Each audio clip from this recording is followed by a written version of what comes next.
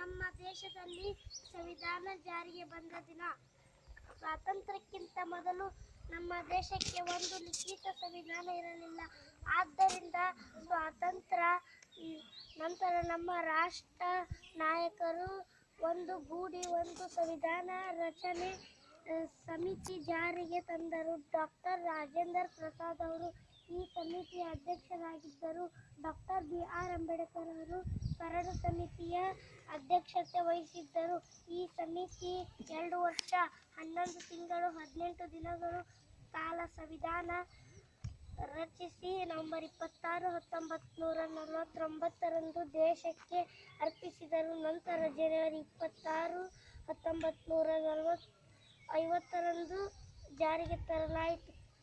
ಸಂವಿಧಾನ ನಮಗೆ ಕೊಟ್ಟ ಹಕ್ಕುಗಳನ್ನು ಅನುಭವಿಸೋಣ, ಕರ್ತವ್ಯಗಳನ್ನು ನಿರ್ವಹಿಸೋಣ ಎಂದು ಹೇಳುತ್ತಾ ನನ್ನ ಭಾಷಣ ಮುಗಿಸುತ್ತೇನೆ. ಜೈ ಹಿಂದ್.